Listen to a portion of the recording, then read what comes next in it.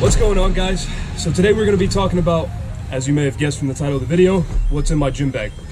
So in my years of experience, few years of experience, about 4 or 5, nothing crazy. So in my few years of experience, I've gathered a few items that I think are necessary and a few items that I think you can live without, but are still a comfort to have. So today I'm going to be covering everything that's in my gym bag on a daily basis when I go into the gym to train, things that I think you need to bring with you and things that I think you can live without. So let's go ahead and get started.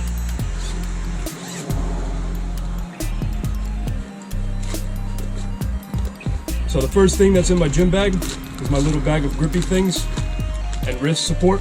So these grips right here are great for any kind of bar motion. So pull-up motion, any kind of over-the-bar motion, they help save your hands. Instead of having to wear the big gloves, you can just put these on. They save your wrists a lot if you tend to blister on your wrists from pull-up work. Next thing we have is the wrist supports, wrist wraps. These are great for people who have weaker wrists, or if you're pulling too much weight and you want to make sure your wrist is stable. These help a lot with that kind of motion. So any kind of bench press motion, any kind of overhead motion, these are great for. So the next thing I have is some elbow wraps. These are great for if you have multiple push days lined up together and your triceps are sore and your elbows are a little bit sore. These help keep your elbows a little bit warmer and keep them moving smoother throughout the motion. I think these are a must-have, especially if you train heavy multiple times a week. So if you do a push day multiple times a week, I think these are a must-have for your elbows and for your joints. And then the next thing I have is the straps for bar work. So if you're doing any kind of deadlift or any kind of heavy motion where your grip literally cannot support the weight, or any kind of snatch motion or clean motion, these help a lot. These aren't necessary, but they do help a lot in getting the bar off the ground and keeping it in your grip so it doesn't slip out. The next thing I have as far as workout equipment, and the most important thing in here, is my log. So for anybody that's getting started in the weightlifting or any kind of exercise in general, I recommend you keep a log. Every day I go into the gym, I write down what I do, how I feel, how many reps of a certain exercise I do, and this helps you keep not only keep track of the exercises that you do, but see the progress that you make. Because not every day you go into the gym is going to be a record-breaking day. You're not going to go into the gym every day. Sure, maybe when you're starting out, you'll start getting stronger and you'll pick up a little bit heavier weight every week. But once you start getting into the more experienced part of lifting, once you've been doing it for a few years, those gains are a little bit harder to get. So this helps you kind of look back and be like, okay, so last week I was doing so-and-so weight, and now this week I can push this weight. And it helps you kind of be accountable with yourself, but also keeps you a little bit motivated to see how far you've come and the progress that you've had in here. So I recommend having this. This is a necessity for me to kind of log everything that I've been doing. And you can also put your diet in here and everything else. Instead of using apps for that, you could write it down on paper. Next thing I have is my intra-workout and post-workout snacks. So I have a Gatorade or a Powerade in here at all times. Just kind of replenish some electrolytes because I do sweat like crazy. And then I use the Welch's fruit snacks for a quick source of carbs. So I'll either use these post-workout as a quick digesting carb, or intra-workout, meaning I take it while I'm working out. If I feel low on energy and I know I'm about to do something heavy, I'll take these and eat them before my max out set or something like that. Then I have my phone charger, obviously not a necessity, but something you do want to have if you do have a phone and you use it a lot at the gym, which you shouldn't. And then deodorant. So obviously if you go to the gym, you're going to smell bad. If you actually put in the work, you sweat, you're going to want to have some deodorant on you. So just be courteous to other people. Nobody wants to smell you if you smell like a dead animal.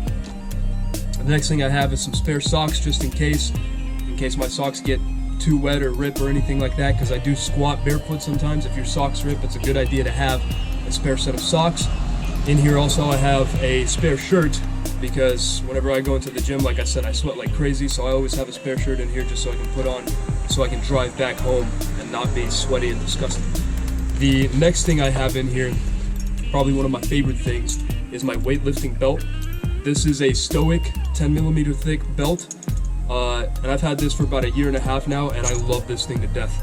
It helps out with a lot of like your max out effort squats and deadlifts, and it just offers a lot of thoracic support for whenever your core physically cannot keep up with what you're doing, especially on a heavy squat. This will keep you stable enough so you can lift the weight and your legs can actually push through. Because a lot of times the problem in like a squat and a deadlift isn't necessarily your legs or your back, it's your core. So this helps kind of keep everything tight, keeps you from injuring yourself if you know how to do it right. So I would recommend this. I think this is only about 40 or 50 bucks on Amazon, but it's well worth the investment, guys. The next thing I have in here is some headphones. So gotta have your music. A lot of people have gyms they go to where they blast music and you're not necessarily a fan of. Have some headphones with you. Studies show that if you're listening to music that you like while you're training, you actually progress a little bit more in the gym because it motivates you a little bit more. I also have a backup set of headphones in case my wireless ones run out. These are just some normal wired earbuds. And then in here I also have some hand sanitizer just for, if I get a cut on my hand or something, I'll just wash my hands off real quick and put some hand sanitizer on there. Because a lot of people go to the gym, things get trapped in the knurling in the bar, and you don't want that getting into rooms. Next thing I have, this is my little warm-up section. So in here I have some miscellaneous items. I have a jump rope, I have some ace bandages and some hand wraps, just in case, if you need to wrap anything up, or if I injure my knee or something like that, I'd like to wrap it up on the way home. Or if I have, use for a jump rope, sometimes I'll use this and pull it out between sets. So this isn't necessarily a necessity, but it's something that you need to have if, just for whatever situations may bring.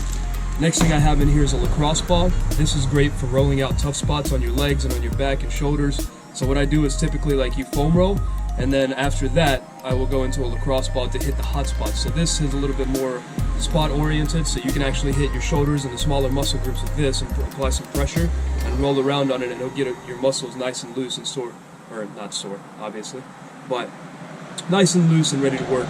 The next thing I have in here that I think is an absolute necessity is the Rogue floss bar, the Rogue floss band.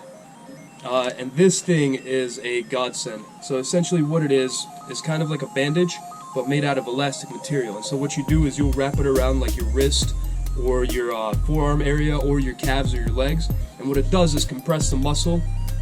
You go and stretch after this and do some warm-up sets, and when you release it, it forces new blood into that muscle and helps relax all the muscle fibers so you can actually warm up a little bit better. This thing, I'm not sure exactly how much it costs. I think it was like 20 bucks, but I think it is an absolute necessity for stretching and warming up, especially if you do some kind of heavy leg workouts. This thing is amazing for getting those legs if they're sore. You wrap this around, you walk around a couple of feet, and then you stretch, and this thing will get the blood pumping really, really well. Next thing I have in here is just some athletic tape. I use this for my wrists and for my thumbs, and if I'm doing any kind of snatching motion where I do a hook grip, I always wrap my thumbs in this. This is just, some no-brand cheap athletic tape, but they have all kinds of athletic tape you can use out there. I don't really see a need in buying, the most expensive tape you can get, so I just kind of stick with whatever I have. And the last compartment of my bag is something that I think is very necessary for me, is knee wraps. So these things are amazing. I got these on Amazon. They're the Nordic Lifting Company, so shout out to them. Also, I'm not sponsored by anybody in this video, so all of the stuff that I have here, I bought myself. I paid my own money for it, and these are the things that I think have worked and the things that I think haven't. So I'm not being paid by anybody to say all this stuff, but these things are amazing, especially for people that have weaker knee joints. If you have done a lot of running in the past or anything like that, coming from prior military experience, between the hikes and the runs and everything, your knees kind of take a hit. So these help kind of keep you stable, keep your knees warm, keep everything tight and where it should be.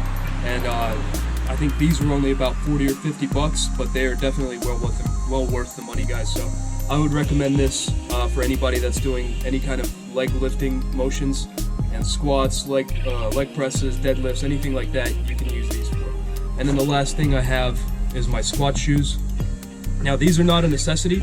Some people like to squat in chucks or just squat barefoot altogether. I do this sometimes too, but for front squat motions where your knees tend to go forward a little bit, you get that range of motion. If you have a weak mobility in your ankles, these help a lot, because what they do is essentially they raise your heel up off the ground a little bit more, but at the same time offering you stable support at the bottom so your feet don't tip forward, because that weight is still going to be on your heel even though the heel is raised. So for front squatting motions or any kind of overhead motions, these help keep the center of gravity a little bit lower, and they help you get the bar moving a little bit faster. So I would recommend these if you do any kind of front squats and you notice you have a weakness in your ankle mobility. Other than that, I mean, if you like squatting barefoot or if you just use your normal running shoes, that's okay too. It's all preference. That's another thing, guys. Like, all this stuff that I'm recommending is stuff that I have found that has worked for me throughout the years, things that I know have helped me through my lifting career, but they won't necessarily help everybody out there. So these are just the things that I carry around with me on a day-to-day basis, things that I use pretty much every single day. And if I find something new, I try it out and I use it for a certain amount of time before I give it the go, no go. Now, keep in mind, everything in here did cost quite a bit of money to put together. So, you know, in my experience, when it comes to lifting or any kind of exercise, I think the investment is well worth it. I think if you're going to be doing something for a long period of time that is very strenuous on your body, I think you should go ahead and invest a decent chunk of money into things that make sure you stay safer when you do it. So things like wrist wraps, good lifting shoes, or good running shoes. So you can't go run a marathon with shitty running shoes. It's not going to happen. So you're going to invest the money into it to make sure that your body stays safe. Same with this kind of stuff, guys, like the belt and everything else. Like, yes, you could do without it, but it's just things that, like, little things that help out, keep you a little bit more safe, a little bit more secure, and things that keep your body in fighting shape so you can keep going into the gym and doing what you're doing and avoiding injuries. But this is pretty much it, guys. This is what I take on a day-to-day basis with me. If you guys have any questions on anything else that I take with me or any other equipment that I would recommend or I would recommend you stay away from, feel free to message me, ask me on social media or comment on YouTube. If you guys like this kind of content, I'll post more like it. Yeah, that's pretty much it, guys. So if you enjoyed the video, like, comment, subscribe, and if you don't, tell a friend.